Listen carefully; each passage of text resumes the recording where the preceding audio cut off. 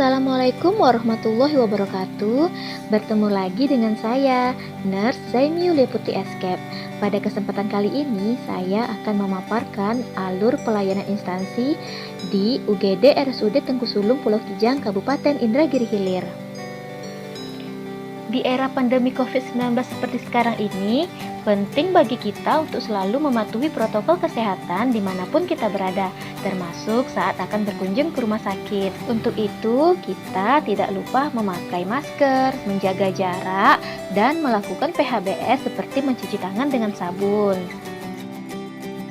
Untuk alur pelayanan UGD dimulai dari tahap kunjungan pasien yang datang sendiri ataupun melalui rujukan sampai ke tahap akhir apakah pasien itu akan dipulangkan, dirawat inap ataupun dilakukan rujuk lanjut. Nah, untuk lebih jelasnya kita bahas satu persatu ya tahap-tahapnya.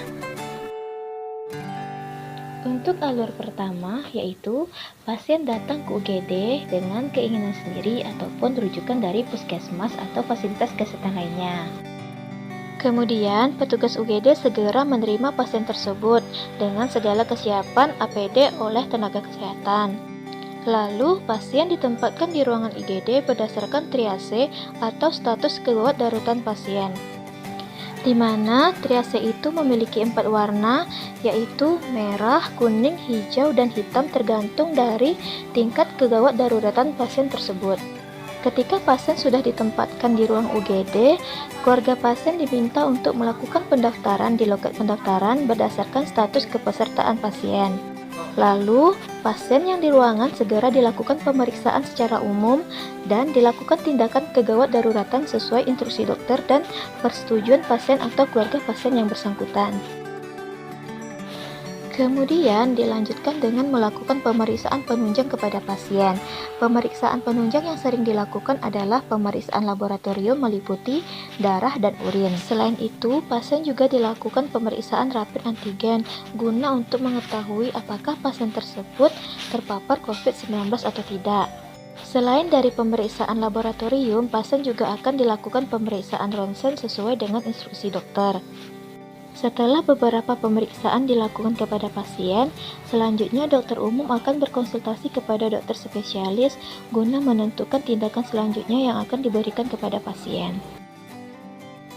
Setelah pasien dilakukan beberapa tindakan, kemudian pasien diobservasi beberapa saat, dan dokter kembali menjelaskan kepada pasien atau keluarga untuk rencana tindakan selanjutnya yang akan diberikan kepada pasien.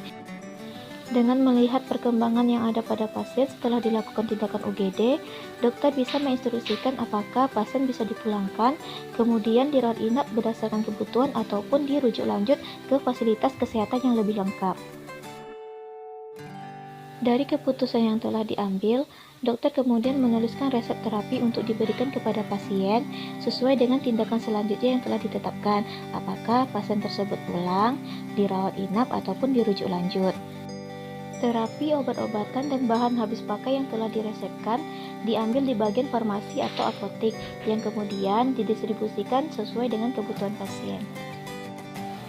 Kelengkapan administrasi adalah bagian yang tidak dapat dipisahkan dari proses pelayanan kesehatan yang diberikan kepada masyarakat.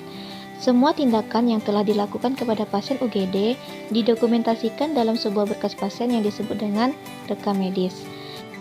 Demi kelancaran dari sebuah sistem administrasi, pasien atau keluarga pasien wajib untuk melengkapi semua keperluan administrasi yang berkaitan dengan pasien, termasuk masalah pembiayaan berdasarkan status kepesertaan pasien apakah pasien umum atau BPJS. Nah, itulah tadi penjelasan dari saya mengenai alur pelayanan UGD di rumah sakit. Semoga pembahasan ini bermanfaat untuk kita semua ya.